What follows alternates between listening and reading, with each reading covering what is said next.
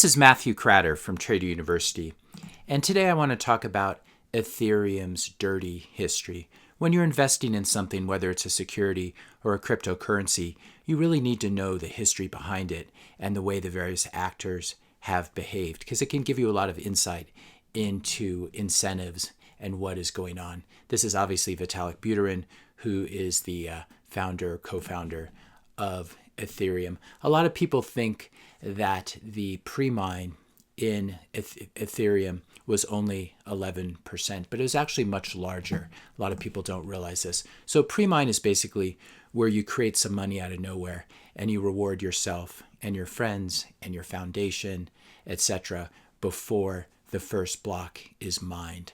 So for Ethereum, the Premine consisted roughly of 12 million ETH for developers, and then about 60 million for early investors that were sold at the ICO, the initial coin offering, where people sent in Bitcoin, unfortunately for them, and got Ethereum back. So this is a total of 72 million ETH at launch that were created right before that first Ether block was mined. And this is a really huge percentage, especially when you consider that today the total ETH supply is approximately 115 million.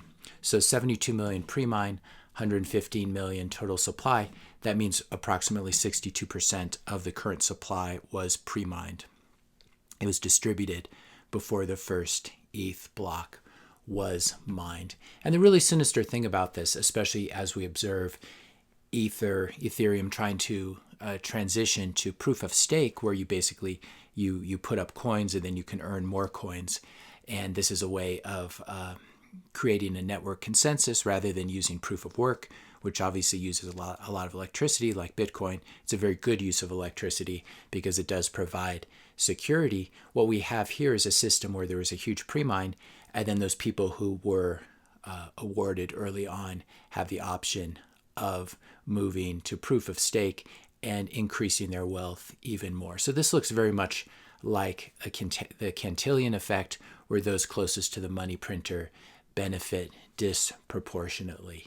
And these people who still own this ETH will be the ones really controlling the network, because the more you stake, the more you can become a validator on ETH 2.0. This is a chart of the inflow of Bitcoins to the Ethereum presale. So as we said, approximately 60 million ETH were distributed to early investors. This seems like it should be a fairly free process where it's open and it's an auction. But the really weird thing about this, and there have been a number of articles written about this, is that this curve is just too perfect. It's too smooth. And it looks, in fact, very much like a function. If you take this function right here, it looks very, very similar, which implies that there may have been some manipulation behind it, especially when you take a look at what normal ICO flows look like, or any normal crowdfunding capital raise, whether it's on Kickstarter or this has a chart of the Tezos raise, etc. They look much more random. And the other strange thing is, normally for an ICO or anything else like that, you have a huge pop at the beginning as people rush in, and then it usually trails off. But this is very strange because you have this secondary pop. I will link to this article, but the author makes some really good points here, that while ICO raises are sort of similar in that we see an initial rush of investors that gradually tapers off, the initial 2-week period of the Ethereum presale looks more than merely typical. There's very little randomness to it. And this is strange, especially because at this point, Ethereum was a very small project. But instead, what happens is you have this very perfect flow of capital into this capital raise. And the conclusion here is that this was not a random process. This was not a free process, but there were a lot of insiders who were using different wallets to accumulate this. And it was done in a very coordinated way to pump the price of Ethereum and really reward insiders even before the first block was mined. If you're finding this video helpful, be sure to hit that subscribe and like button. and maybe share the video with a couple friends. The other thing I don't like Vitalik's, his underlying ethos. I think that what he did in the Premine was fairly corrupt, but another insight into how Vitalik thinks is this tweet from 2018.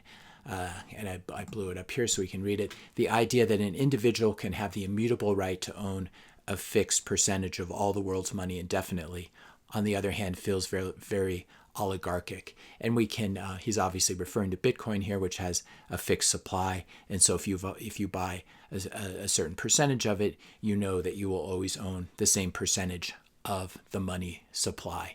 And there's nothing that anyone can do about this. The supply cannot be increased. There's no incentive for all the full nodes to get together and agree to a software update that would increase the future maximum supply, because they would just, this would be Bitcoiners diluting themselves.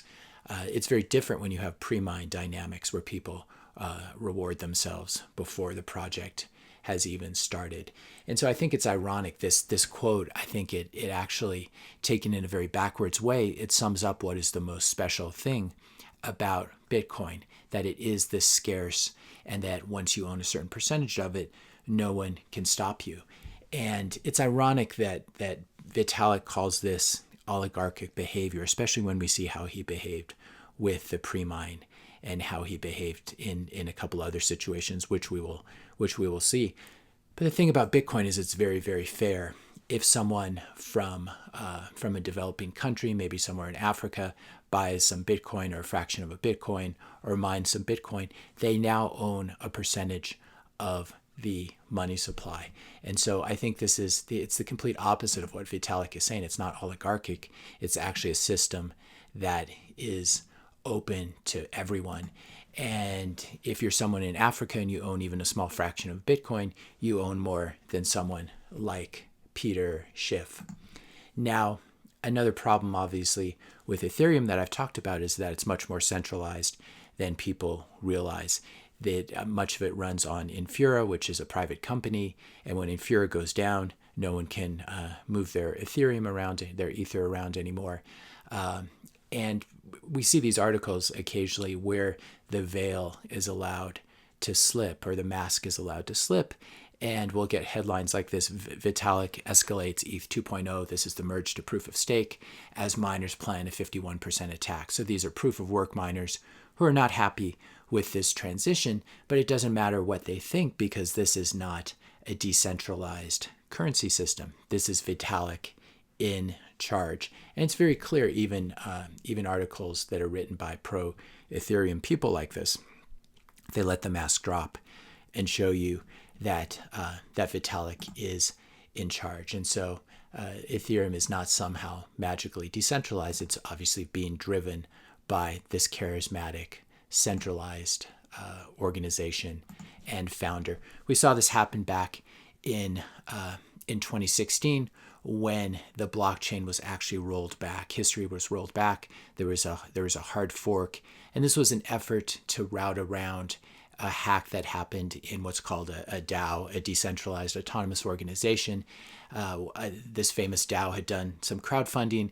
It raised millions of dollars worth of ETH, and then someone figured out how to hack it.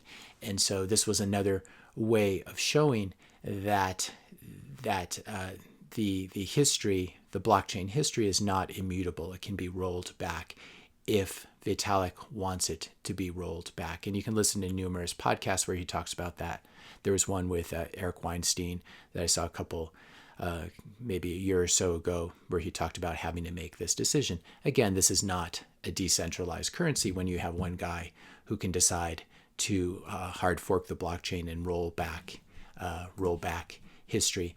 The other really obviously sinister thing is that we have a project here where Vitalik awarded himself all of this money that had been printed up, and he's already sold at least 25% of it. And this is classic Cantillon behavior, where you have a money printer, you print up some private money, and then you sell it off to retail investors. This is something similar to what got Ripple XRP in trouble with the SEC. It's a very similar situation. By contrast, Bitcoin had no pre-mine. Satoshi was very open about all of his moves. He published his paper in late 2008.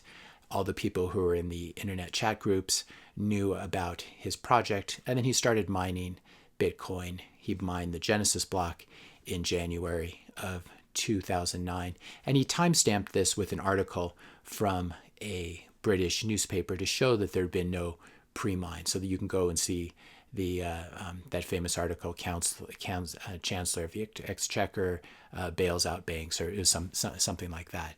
So he timestamped this first block to prove that there had been no pre-mine. At the same time, he was distributing the software to everyone. Anyone who wanted could mine Bitcoin when that software was released in January of 2009.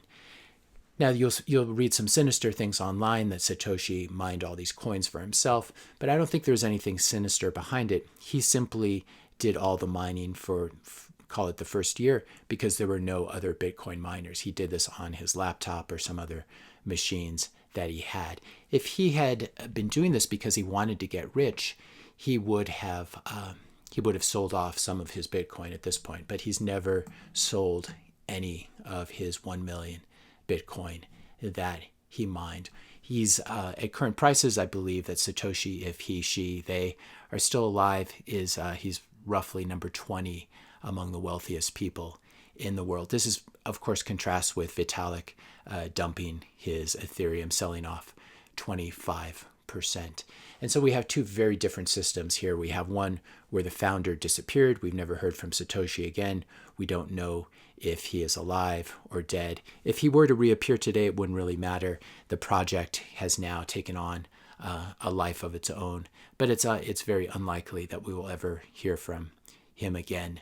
And this is a very wise choice, because when you eliminate the founder, you eliminate a single point of failure. If something happens to Vitalik, heaven forbid, if he's injured in a car accident or worse, or some governmental organization decides to twist his arm and apply some pressure to him, these are all problems when you have a lead developer like him who's in charge of charting the course of Ethereum. Great article here on Hal Finney, who was the second person to mine Bitcoin. He mined block number 70 something. Obviously, was in contact with Satoshi Nakamoto through these internet chat forums. So I think this should give you some background on the Ethereum pre-mine, how Vitalik thinks about a fixed money supply. When someone has an idea like this suggests that he's not too concerned about the growth of the Ether money supply, and he just doesn't have the same approach that hard money folks do, that gold bugs do, and that obviously Bitcoiners do, that there should be a limited supply, a scarcity here. He views it in the complete opposite way. And he calls people, obviously he's the one who coined Bitcoin maximalist, Bitcoin maxi, which is, I don't find it to be a very, very helpful term. But the great irony here is, here's Vitalik, who awarded himself this huge pre-mine, preaching to everyone else how it's oligarchic to have a completely fair, decentralized, limited scarce form of money. If you found this video helpful, be sure to hit that subscribe and like button. Hit the notification bell if you want to be notified when I publish my next video. And let me know your questions and comments in the comment section below. Thanks a lot for watching, and I'll see you in the next video.